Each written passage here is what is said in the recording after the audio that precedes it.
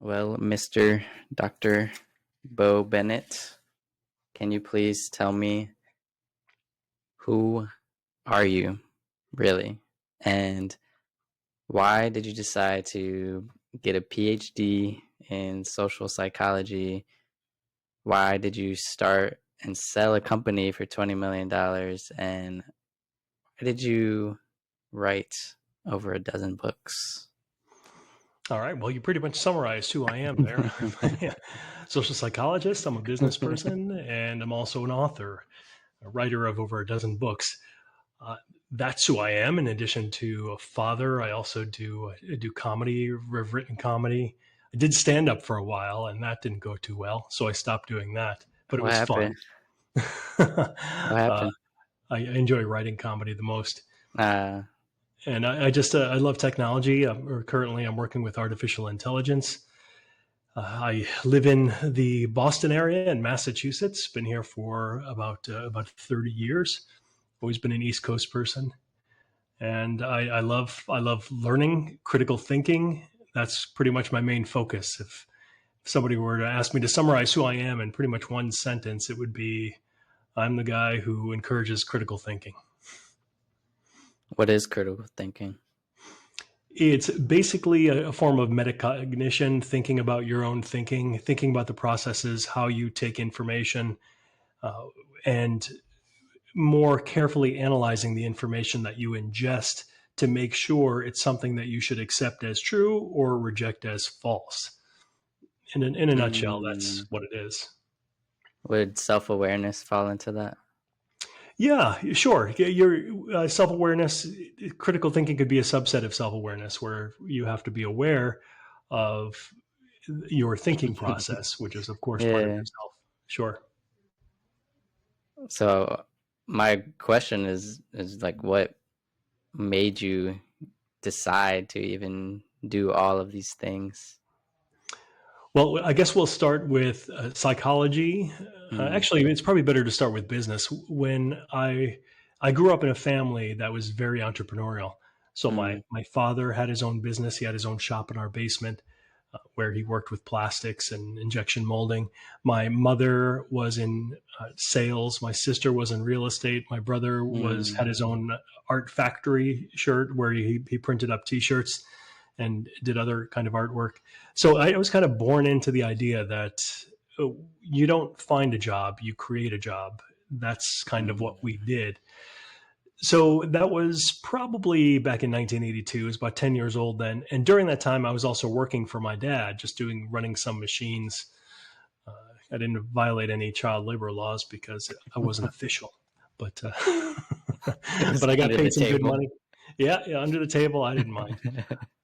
It was a really monotonous job. So I would take some of my mom's and my sister's cassette tapes that they had Mhm, that were motivational to help them sell more. And they were from greats like Zig Ziglar, Tony Robbins, mhm. Dennis Waitley, and a bunch of others. So I would listen to those at age 10 and I was That's hooked. crazy. Yeah. I mean, I really enjoyed it. I was motivated. I was pumped up and but I always wanted to make money. I always knew I wanted to make money. So I focused on that. But there was an element to that that I was also interested in, and that's psychology. It wasn't exactly psychology. You could call it pop psychology or pseudo Mm, psychology is probably the more negative based term that's associated with a lot of that stuff. But it was still nonetheless a subset of psychology, and I was interested in it. But I knew that if I pursued psychology academically, I wouldn't be able to focus on my financial goals.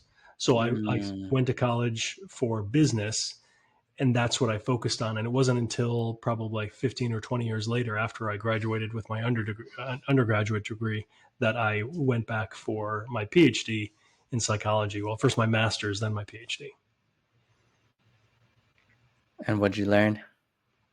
I learned a bunch of things, mostly about social psychology was the focus, but it was focusing on cognitive and social psychology.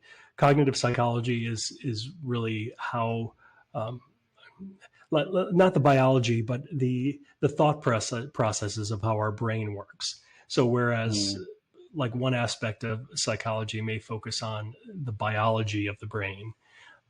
This cognitive psychology really focuses on the thought processes, the things that you can't dissect like under a microscope, but you can look at in social experiments.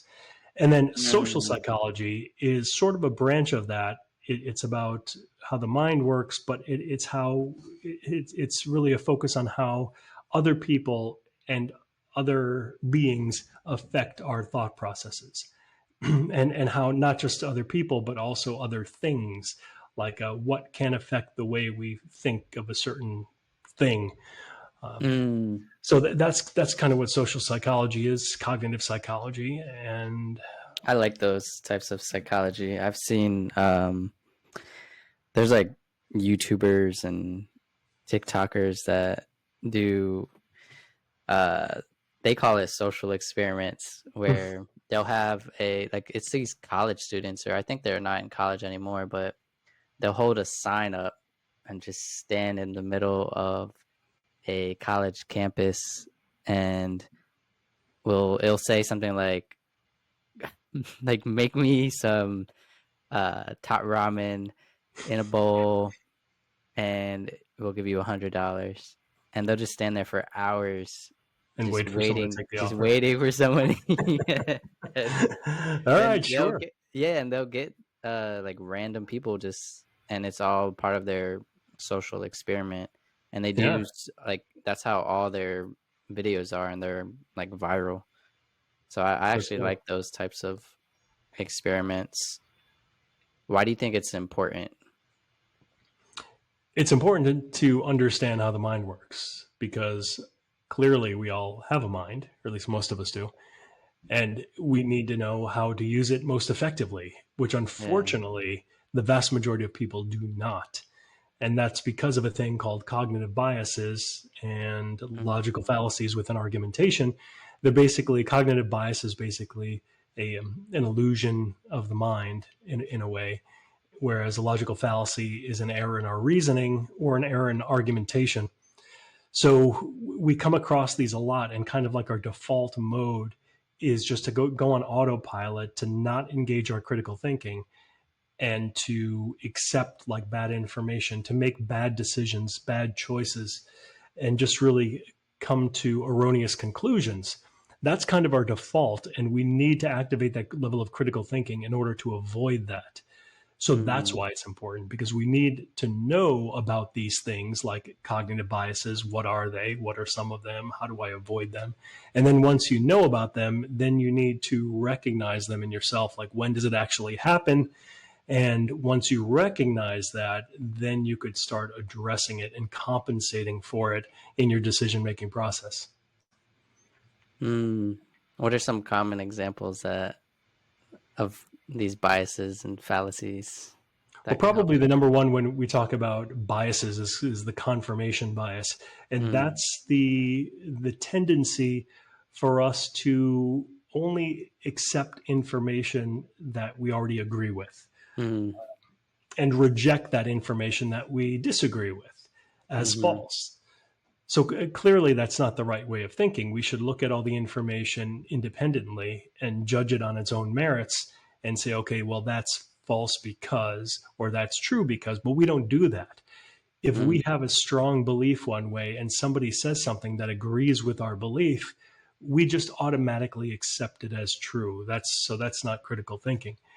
Whereas if somebody says something that's against our belief, we're extremely critical of that.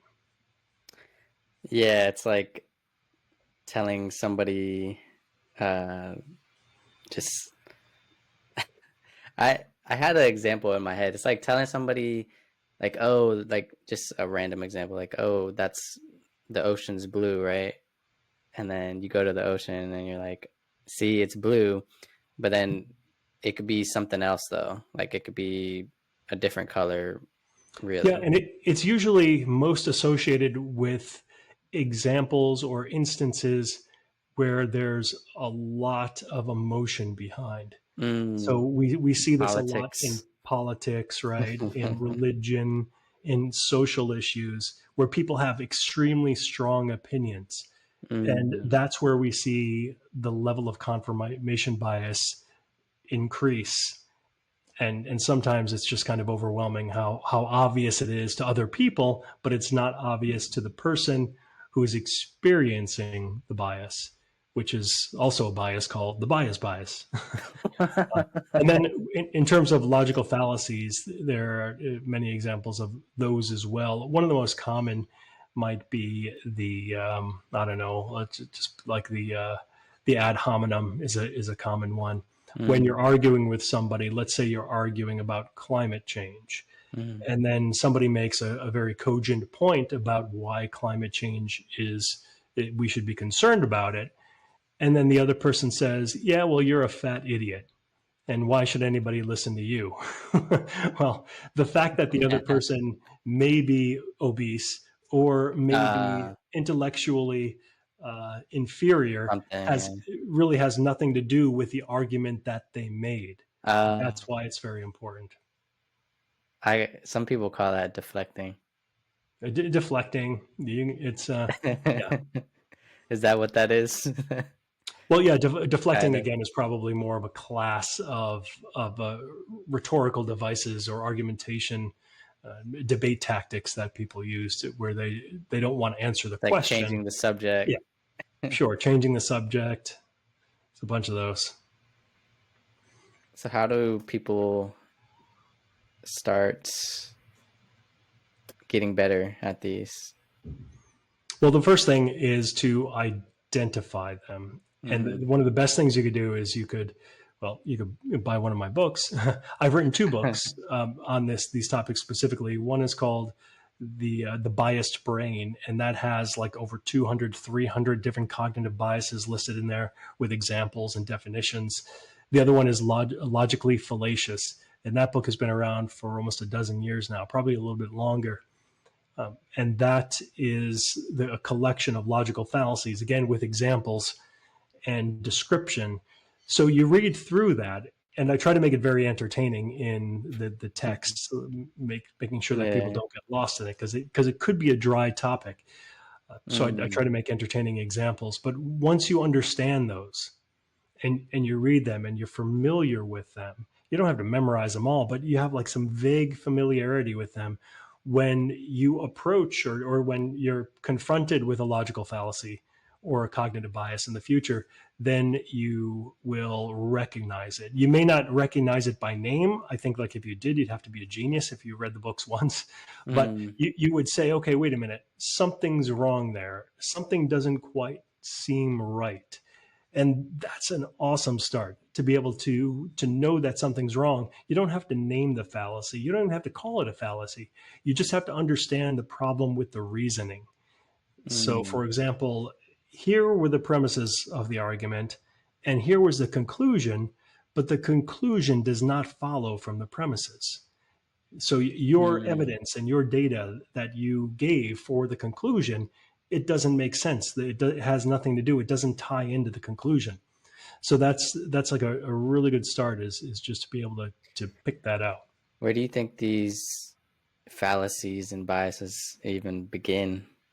Just our environment?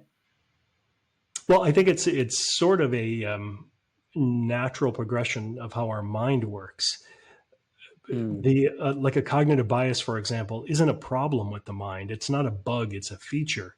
Mm. We think a certain way because it's very efficient, and we Mm-hmm. don't need to, especially like in our ancestral environment, like our ancestors hundreds of thousands of years or tens of thousands of years ago, when they didn't need this level of critical thinking. They just had to Go get avoid food. lions, get food, yeah, Yeah. procreate, and Yeah. that's it.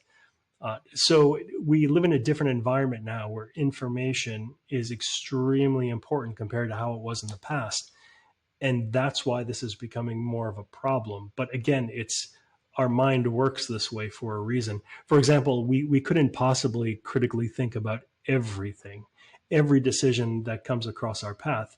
We can't stop and critically think about it because we don't realize it, but Like we make breathing. thousands of decisions every day. like even minor ones, like should I go left or right? Yeah. Should I scratch my shoulder or not?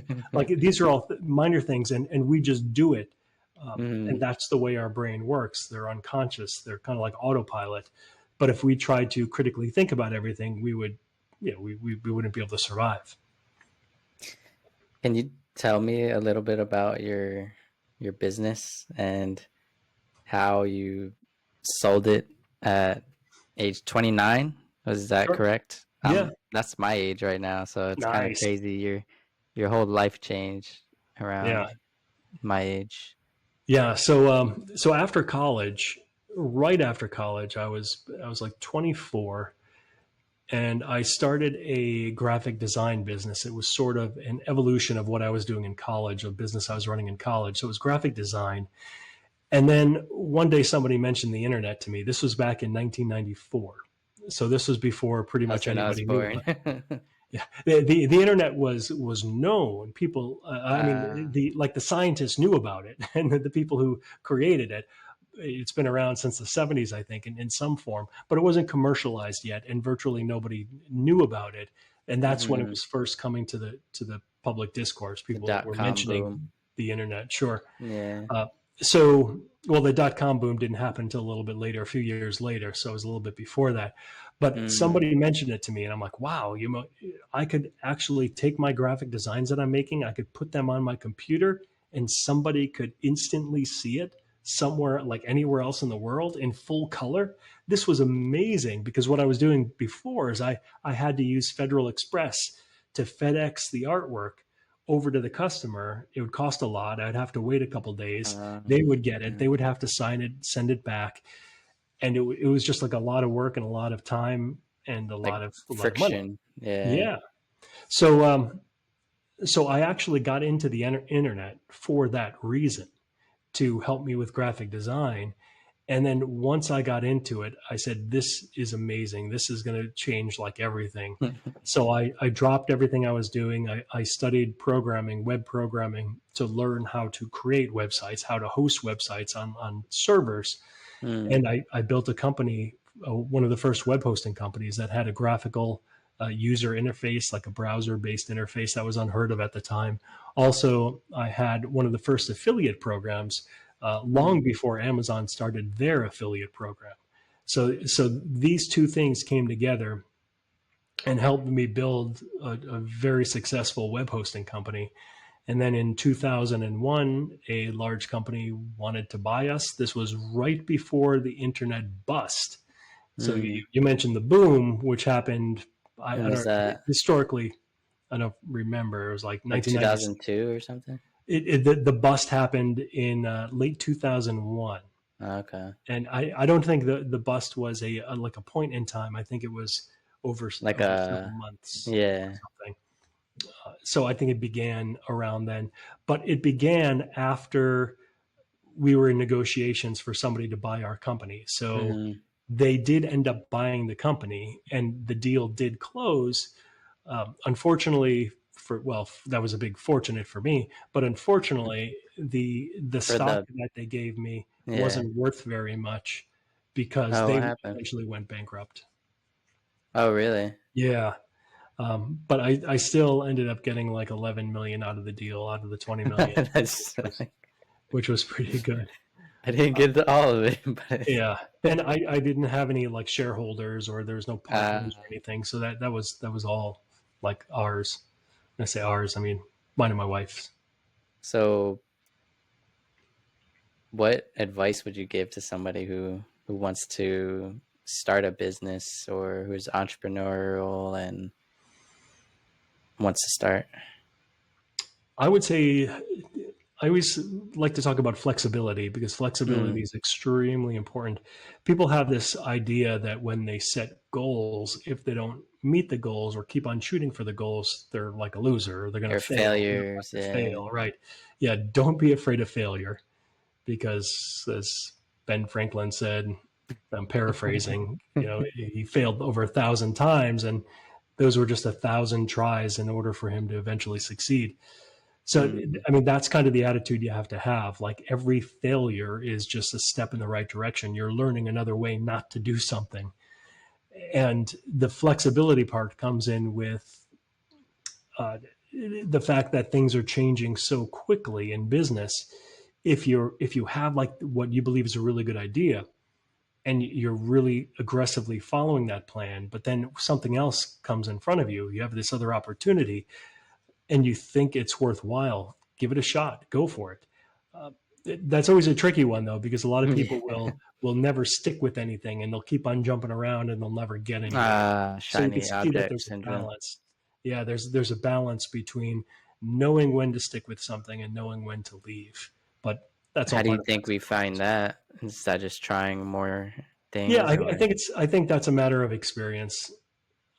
Like like now, as I'm older, Mm, I I could recognize things that look tempting, like opportunities that look mm, tempting, but I could kind of project ahead, kind of play out mm, this little play in my mind, a little yeah. movie of the future, and I could see, okay, yeah, that's probably not going to happen, or that's not going to go too well, and that does come with experience, but it's I also think, failure and trying and failing.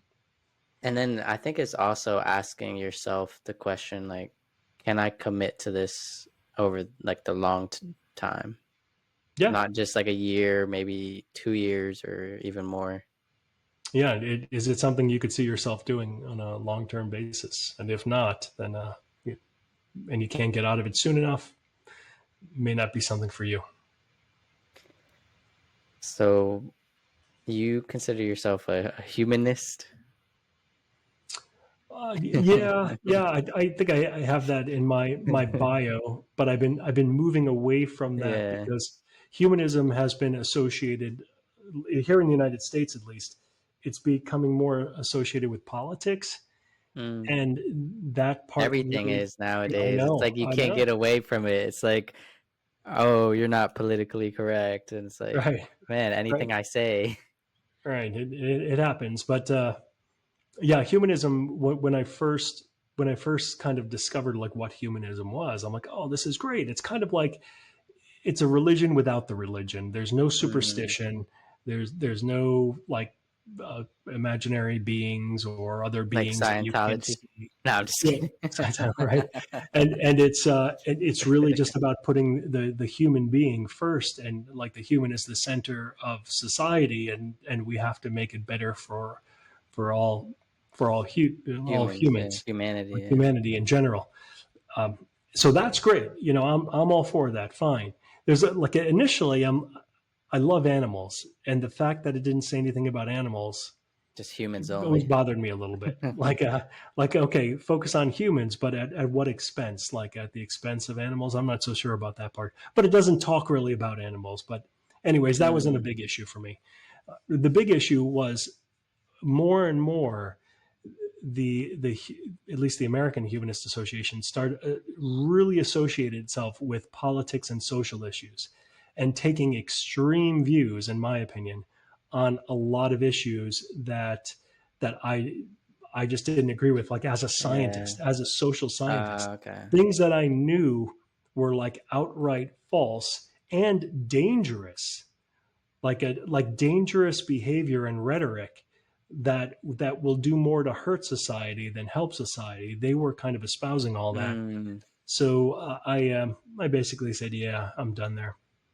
Well, So that's the thing with politics. It's like they always go to the extremes, and there's even a crazy example of the extreme what is it, environmentalist, the mm, people that don't want climate change and just want to protect the earth. right, The extreme example of that is, oh, humans are the ones that are destroying the earth, so there yeah, we shouldn't should. be any humans. Yeah, right. We should It's like exterminate all why, the yeah, humans. like why is it always like when you talk about politics anywhere, it's like always so extreme, and it's like why can't we find a middle ground somewhere? Well, the interesting thing is there is a middle ground, and the vast majority of people hold reasonable, kind of middle of the road views on a lot of issues. But we don't hear it. It doesn't seem that way Uh, because it's the the extremes that media. get all the media attention, right? Those are the ones that people talk about. Those are the ones that get all the clicks and get the views, and that's why we see it all. And we have this twisted view of what reality is. And unfortunately, those views actually do affect our politics and the way people vote.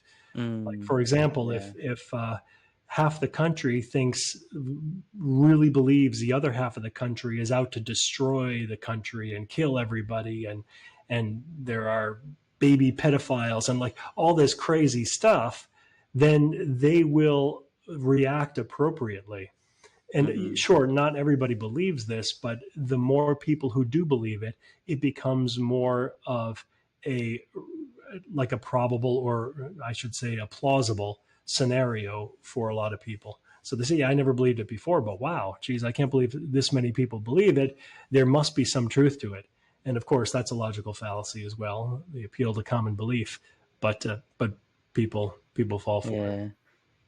If you had to be in charge of a, I guess, US or worldwide social experiment, what would you what would you what would your experiment look like? If I had to do an experiment on the world, I don't know. I think that it would probably have something to do with helping people to think more critically, to Mm, figure out like how we could, and I don't think anybody has ever figured this out yet, but how we could take somebody who's extremely deep into like a conspiracy theory mm. and get them out of it. People have come out of it before, but there's no like strong formula. There's no like proven way to do it.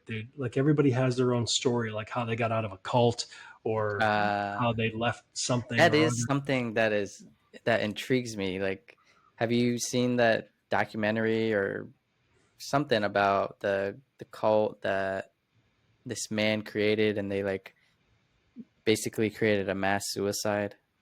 I forget the Yeah, like name of it. Jonestown. Is that Probably, I think. yeah? Like There's that's the interesting thing. It's like what gets people to even like start believing in this, I don't know what you want to call it, heretic, this man, the cult leader, like what gets them in the state of mind to even start believing him and then doing whatever he says. yeah. It's like Well, a there's actually a brainwash. lot of data and information on that, like Mm, why people fall for like cult mentality, why they join cults. And like cult leaders, if you look at the what actually is a cult, there's not like one definition where it's either something's a cult or it's not. There's like criteria that something could be cultish or something could be mm, more of a cult or less of a cult. So some of the criteria basically is when you have a like a cult leader, it's somebody who is extremely charismatic, somebody uh, who like addresses concerns that you have, but not in an honest way. you feel safe around, You're right. weirdly. They make you feel comfortable. A big part of a cult is they tell you that everybody else is wrong and it's only the cult who is right. And if anybody tells you otherwise, they're against you. So they want you to Mm, disassociate with other people and other views and other opinions. And that probably right there with the charismatic person and then that mentality, that's like one of the main or two of the main drivers of a cult. So you could see yeah. how people could get into it because once you uh, isolate yourself from information that could possibly pull you out of a cult, then you're just stuck. You're stuck in That's this all you know. information bubble. And yeah, and Yeah. then you just constantly get brainwashed more and more and more. And even when somebody like shakes you and pulls you out and says, "Look, you got to believe this," they just see you as, "Oh, well, you're just part of the you're part of Satan, or The Satan has whatever, influenced yeah, you, whatever or the you're part of the opposite deep is. state, or whatever." Right? Yeah. I mean, I think if you take it extreme, that's what religions are, Yeah, yeah. I mean, if you to look the at extreme. it's funny too because in psychology, in clinical psychology, there's a book called the DSM, the Hmm. diagnostic statistical Yeah, I've manual. heard of it. Yeah. Right, it has all of the mental illnesses in there and the criteria for everything. And for many different illnesses, there's a religion exception. So you got to think like, Mm. why is that? It'll say like, if you're seeing things, if you're talking to people that aren't there, you probably have schizophrenia, unless it's a religion. Like unless you're talking to like angels That's or God, isn't that a bias? that's okay. Oh yeah, I mean, it's incredibly problematic. But if Who you wrote think that about thing? this is where I talk about the numbers. You think about how many people believe in like religions and talk to invisible beings. You say, well, okay, we can't say that everybody's mentally ill. Uh, So let's the keep whole that world. part out of it. I mean, what's interesting is the fact is that people aren't really mentally ill who like talk to invisible beings, whether it be a god or angels or their dead relatives or whatever. I mean, these are just more like societal norms. It makes people feel better. Um, I, Mm, I, tr- I I deal with a lot of religious people. I speak to a lot of religious people, and yeah. I know for a fact that people who do like pray, uh, a lot of them don't really believe that like a God is listening to them. It's more of a like I do this for me. I feel good when I'm grateful and when I I see it as thank. a meditation, Yeah, like it a is sort of meditation. like a form of meditation. So there's a lot of that going on, but then there's also on the other edge of the spectrum there are people who are extremely religious Uh, that like convulse and like their thoughts are way out there that would easily be committed, like almost guaranteed. If you did brain scans on them, they would have serious mental illness, but mm, those cases are ignored because of the religious exception, because it's like okay because uh, they're talking about a common religion. So it's crazy. A lot of that stuff is really scary too. what do, what do you believe in? I Are you in spiritual? terms in what's that? Like spirituality?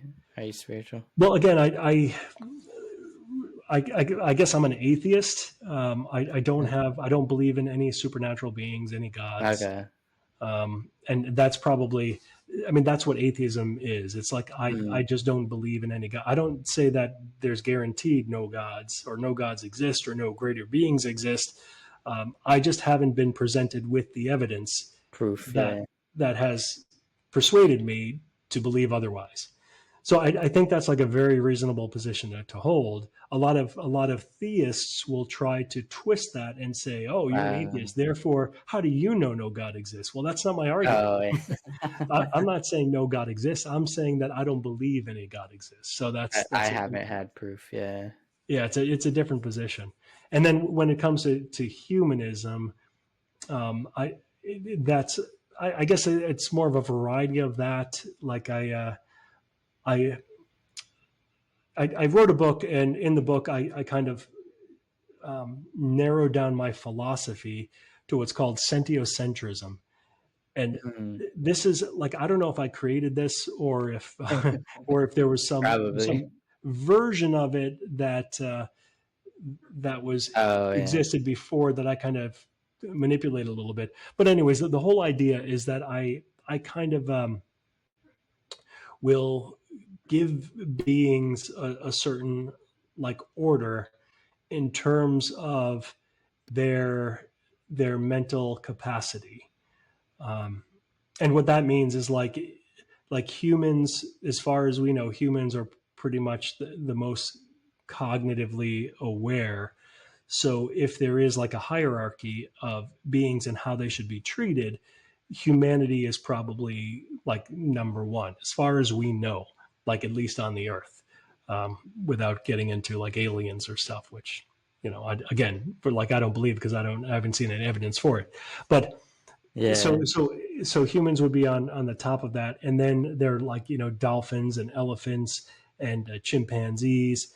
So there's many other animals that are pretty darn close to us. So I feel like they should be treated similarly with the same kind of treatment that humans are treated.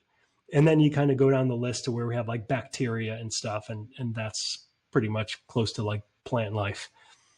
So Yeah. it's a way of valuing all life, not just human life, but Okay. all life on a spectrum, and that spectrum is tied in with cognition of the being itself, Well, where sentience from what we know. well, where would you play in with like the whole the vegan debate? Because that just reminds me of the vegan debate, because that's one of Yeah, their arguments. They say, oh well, the the cow and the whatever meat we eat, they're sentient beings. They have a consciousness. They feel emotions, and we kill their families for slaughter and food. right. Well, one of the books I wrote was called "Eat Meat or Don't," Uh, and it was this issue because I thought the vegan argument was something that needed to be explored, that I needed to explore, because I thought it was there was definitely something there. It wasn't like yeah. a stupid argument like the moon landing never happened or something like that. I mean, it was something that, like, oh, okay, this is something that I should probably look at. Mm. Why is it okay to like kill a cow and eat a cow? So, in short, without again, the book is pretty thick, and I go into like all the different arguments, and I What was go. it called again? It's called "Eat Meat or Don't." Eat meat or don't. I Eat may meat have or to check don't. that out, because By Bill Bennett. I liked listening and debating with vegans. Yeah, so I mean that's you'll love the book. There, I present like a lot of really good arguments. The conclusion of the book is, I think that it's morally right for us to eat less meat, and by less Mm. meat, I'm referring to how much we eat as Americans. Like, I don't think that the level of Yeah, meat, like how much, and that's then what there's people say. also, Yeah. again, I kind of go into the sentiocentrism, where like a cow is like a pig is almost like a dog, and it's extremely Oh yeah, intelligent. they are. Yeah. So I personally don't eat red meat or pig or any kind of pork product, but I eat chicken and fish. That's kind of where I draw the line.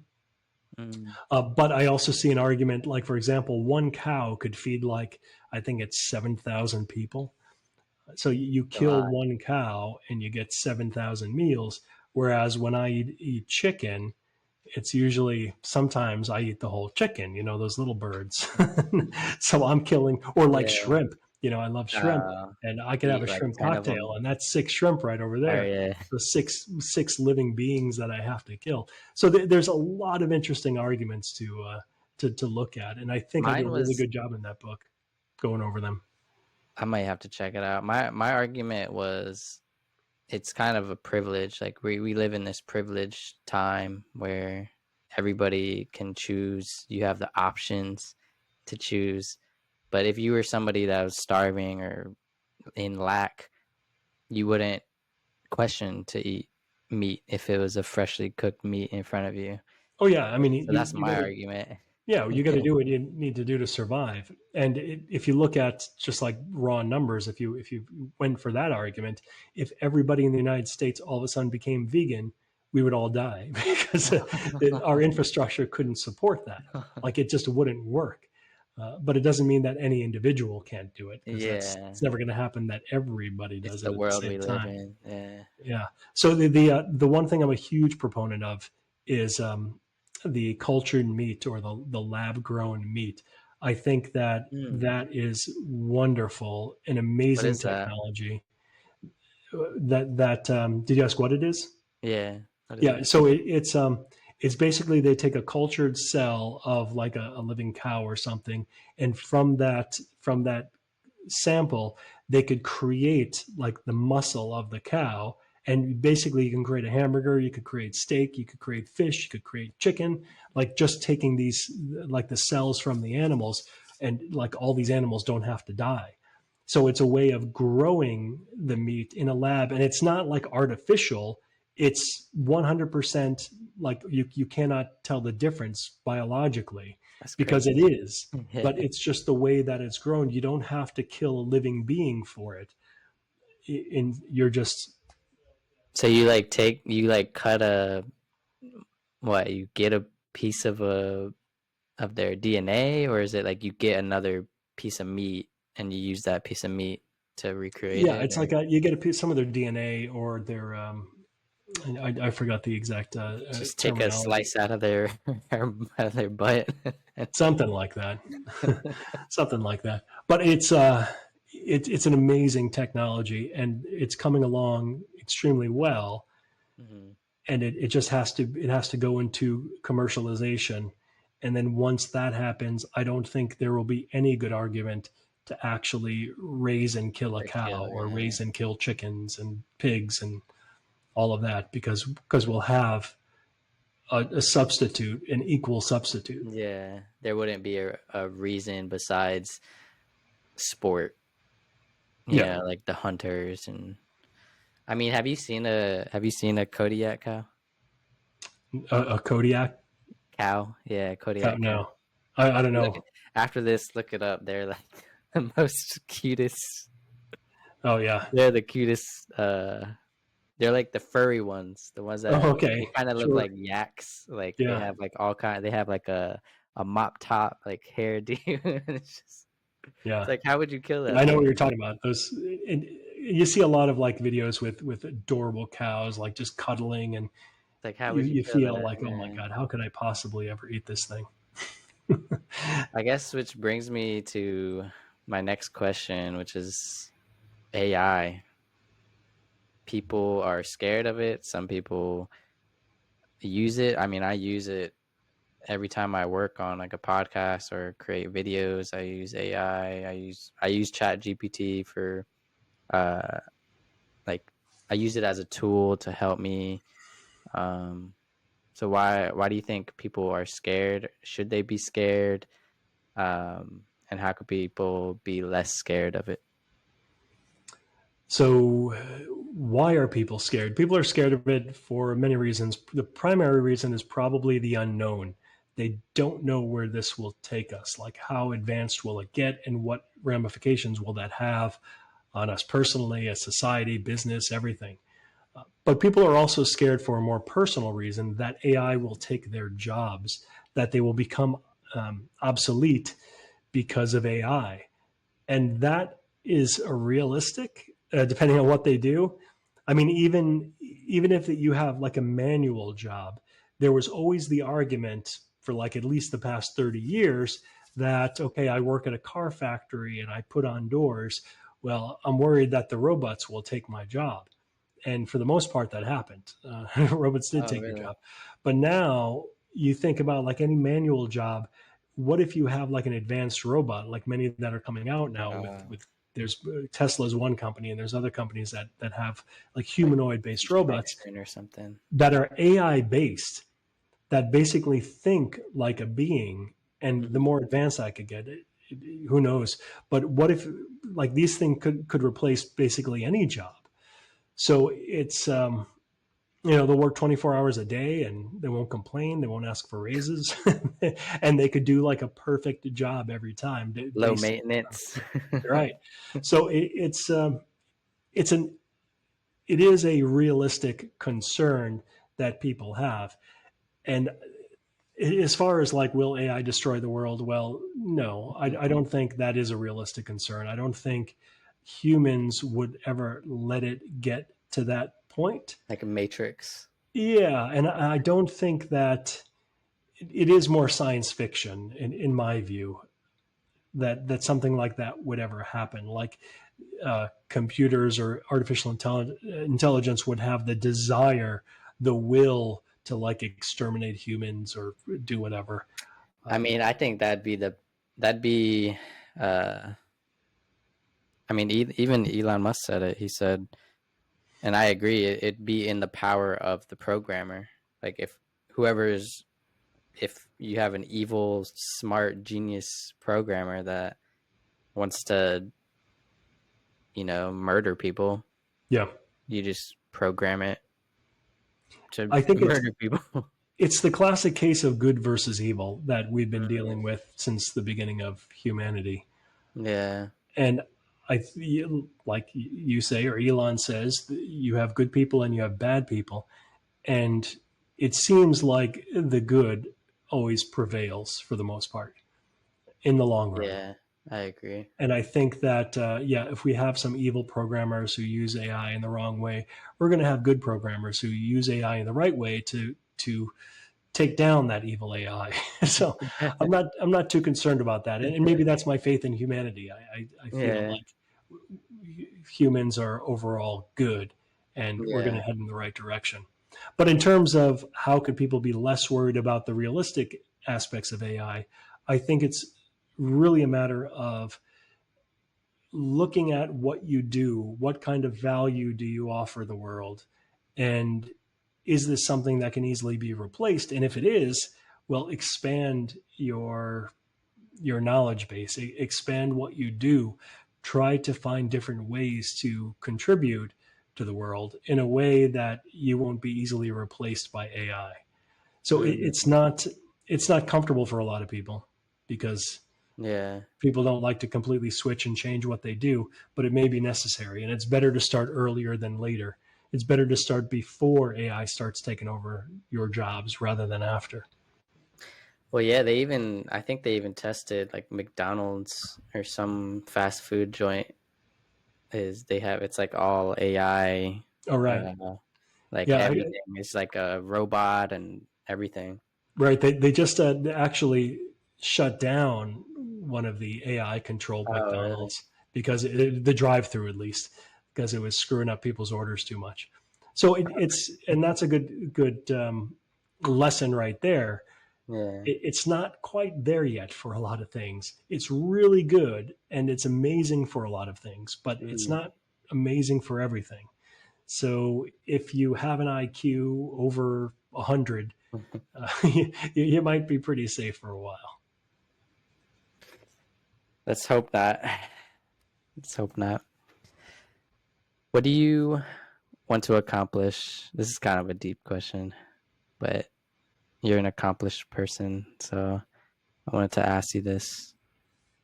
What do you want to accomplish before you move on? Kick the bucket. Yeah. Yeah. So as an atheist, you could say just before you die, before you're gone, Before you go to before nowhere. you No, I'm just kidding. nowhere, right? Before you go to nowhere. That's fine. That's where I was before I was born Or in the for dirt. eternity. Let's just say buried. Yeah. I don't think I'll be buried. I think I'll donate my body to science and let them dig it Oh, up. there you go. Yeah. Let them dissect it and pull it apart. They could learn something. Um, what do I want to accomplish? I think it's important I always want to do something great. I Mm, think that is as specific as I am right now, as specific as I could get.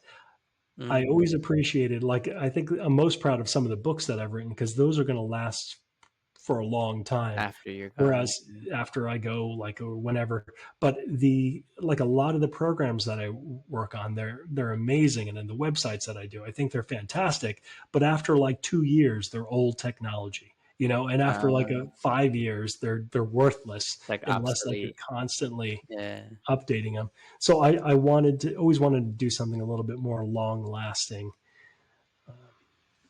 So and I'm That's it. flexible there.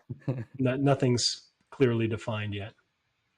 What do I'm open. you, I guess, what would you define as something that would be great worthy? Well, I think it's like a societal change might be Mm. great. Um, I'm not a novelist, but if I were, like, writing the great American novel, something that people will read Uh, for something decades they're and going to make centuries. movies about. Yeah, like, and movies I think are a little bit too short term as well. Maybe they're not. I don't know. I think, like, there's a lot of classics in the 40s, 30s, 40s that are still around Yeah. today. And I think a lot of the movies that are made today will be around for a long time. They're just really good stories and visuals. Yeah. Even if the viewing technology changes and, like, 100 years from Where, now we're immersed in the movie, yeah. like, who knows where it'll be. But I think things like that will outlast me. I think we share the same thing. That's why I started this podcast as well. So people will be listening to it 100 years from now. Yeah. You never know. We'll see. But Bo Bennett, do you have anything you'd like to say before we move to the conclusion of my podcast? No, let's just rip out the cards. Let's do that. I like how you just like to get right to it. Let's hop right to it. All right, these are completely random.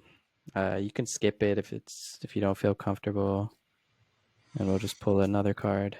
Share something that you wouldn't tell your coworkers about. Okay, you can skip this one. This is a kinky one. Yeah, I don't have any coworkers, but yeah. Uh, when no one is watching, I blank. Are these like sex games? No, no, no, no. No, it's not. It's completely the whole card game is it's a it's a variety. Gotcha. Yeah, it's a variety. Gotcha. Okay. When no one is watching, I would say I nap. Um, I like to nap a lot, and when I say a lot, I don't mean like multiple times a day. I usually nap like once a day, 5 times a week, and I like to get in a quiet place and just shut my eyes, wake up a half hour later, and I'm completely and totally refreshed. And I prefer to do that when nobody's watching. I feel very awkward doing that when people are watching me. So it's gonna watch you sleep. I don't know what it is. It's hard for me to nap. Like, It's hard for a lot of people. Yeah, but I and used to especially do if you it. get plenty of sleep during the night. If you really get a good Yeah. night's sleep, then you don't need to nap. Your body doesn't need it.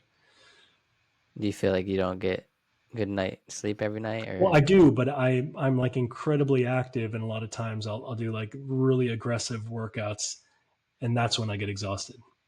I uh need a nap. yeah, for me, I used to nap all the time when I was in the Navy. Um, especially like on deployments and stuff. Yeah, I could understand why people nap and literally like 20 minutes you sleep for 20 minutes you feel like rejuvenated for the next 6 it's hours. amazing and Yeah. wonderful. Yeah. Well, Dr. Bo Bennett, my final questions. The first one is, what is your biggest regret? Biggest regret. Um, I'm not one who usually has a lot of regrets. I feel like every decision I made has brought me here to where I should be, where I am, and where I am is in a good place. Even though if I look back, there are decisions that, oh, I wonder if I did make that decision. I think I Mm, might be in a better place, but I don't yeah, know. I mean, it's yeah. one of those like uh, situations where if you go back in time and kill baby Hitler, and then all of a sudden, like for some reason, that leads to a chain of events that causes a nuclear war. So you don't know. I mean, they made a whole series of that on Amazon where Oh, like is that the man in the high castle? Well, I that was think like if so, he won. yeah. That Yeah, was if like he if he won, won the war. yeah. Yeah. If they became like the world superpower. Right. Right. So, yeah, I'll leave it at that. I'm happy where I am. Well, my follow up for that, because I mean that's a common answer. A lot of people don't like to live in regrets.